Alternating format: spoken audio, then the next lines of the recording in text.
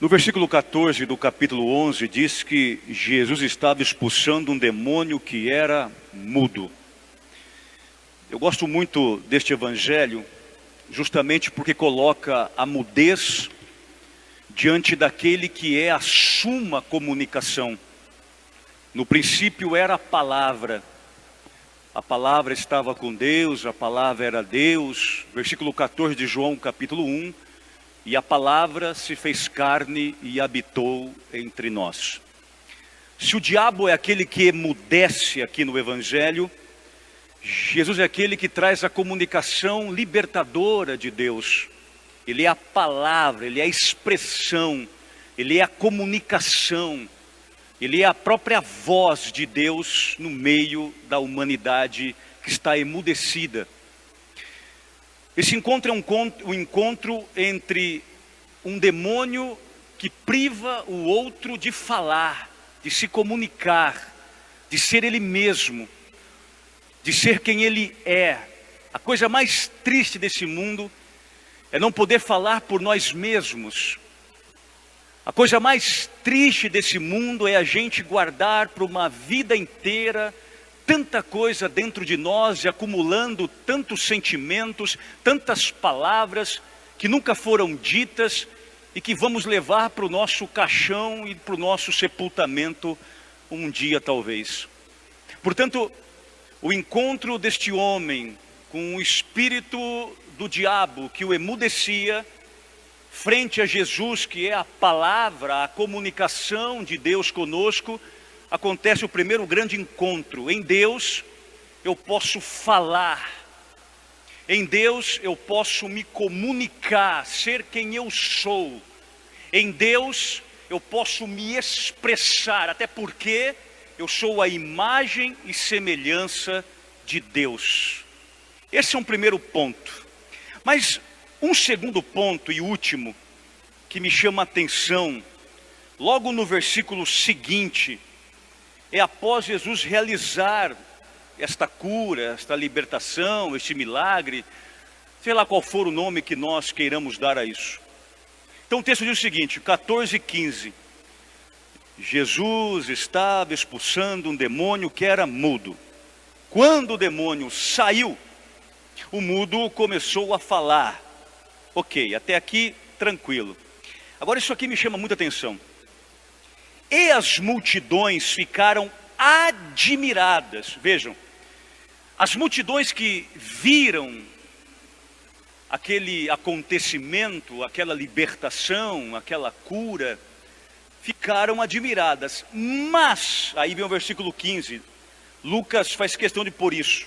Mas, alguns disseram, é por Belzebu, o príncipe dos demônios, que ele expulsa os demônios. Vejam, Jesus curou, fez um gesto de bondade, de solidariedade para com o sofrimento daquele homem que estava emudecido por um espírito mau. Mesmo assim, algumas pessoas ficaram decepcionadas com Jesus. Alguns disseram, é por Belzebu, o príncipe dos demônios, que ele expulsa os demônios. Eu queria que você colocasse uma coisa definitivamente na tua cabeça, assim como eu todos os dias tenho colocado isso na minha,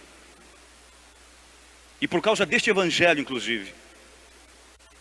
Quando você se propõe fazer alguma coisa boa por alguém ou para alguém, te prepare, porque não são todos que vão ficar felizes e comovidos com seu gesto de compaixão.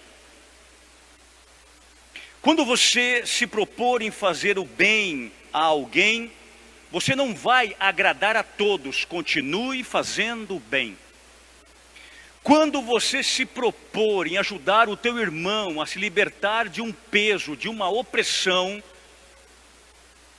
muita gente incomodada ou vai ficar incomodada a partir do seu gesto, continue incomodando mesmo assim. Não deixe de fazer o bem, não deixe de ajudar o teu próximo, porque o outro está falando que você está se aparecendo, que você tem segundas intenções. É você quem sabe como está o teu coração. É Deus e você que se conhece. Se aquilo que você está fazendo em prol do teu próximo é de coração, é honesto, é sincero, faça. Ainda que as críticas venham, porque elas virão sim. Principalmente as críticas dos acomodados. Toda pessoa acomodada se incomoda com quem está deixando a zona de conforto. E fazer o bem é deixar a zona de conforto e colocar-se em prol, solidariamente, a opressão, a miséria, a necessidade do próximo. O que é lindo é que Jesus sempre se deparou com pessoas. Interessante que quem critica Jesus são os religiosos da época. Escribas, que eram os mestres da lei, fariseus, que eram religiosos da época, o grupo tradicionalista do templo. E mesmo assim, Jesus jamais deixou-se corromper. E jamais deixou de fazer o bem, sabendo que ele acabava de fazer algo e a crítica vinha logo em sequência. Por quê? Porque o coração dele estava focado. E era um coração honesto e sincero. E o último ponto é que os camaradas aqui chamaram Jesus de Beuzebu. Esse Beuzebu é um dos nomes que se dava ao deus dos filisteus, Baal. Baal tinha outras nomeações entre os pagãos. Conhecia-se também Baal por Beuzebu. Beuzebu, do hebraico para a língua portuguesa, significa Senhor das Moscas. E era naquela época, entre aspas, uma divindade diabólica. Vejam, estão dizendo que Jesus fazia aquele gesto de bondade porque ele estava com uma divindade diabólica. E aí ele vai dizer, não pode Satanás expulsar Satanás, porque um reino dividido, ele vai ser destruído, vai ficar em ruínas. E aqui, minha gente, tem uma coisa fantástica. Você sabe que Satanás, Satã do hebraico significa aquele que acusa, o acusador. Mas no grego é diabo, de diabolos, aquele que divide. Interessante porque nem Satanás, que é divisor, que divide, está dividido entre ele mesmo. E eu acho isso fantástico para nós pensarmos um pouco. O diabo é o pai da mentira, é o pai da sedução, é o pai da confusão, é o pai da divisão. Onde há divisão, Satanás está reinando, é fato, é bíblico, é teológico. É do catecismo da Igreja Católica, inclusive. Agora, embora o diabo seja divisor da igreja, divisor da família, divisor entre o clero, divisor no cristianismo, ele não está dividido entre ele com os seus. E aí vem Jesus dizendo, um reino dividido não subsistirá. Olha que sacada. O que destrói a igreja? O diabo? Não. O que destrói a igreja somos nós mesmos. Quando nós estamos contra nós mesmos. Cristão contra cristão. Sacerdote contra sacerdote. Consagrados contra o Papa. Pastorais contra pastorais. Movimentos contra movimentos. Paróquias contra paróquias. No mundo como um todo, quando dividimos tudo, família, pai contra filho, filho contra pai, esposo contra esposa, na política, a desgraça que está esse mundo, tudo por divisão. Por que estamos morrendo nesse país A política deveria agregar, divide.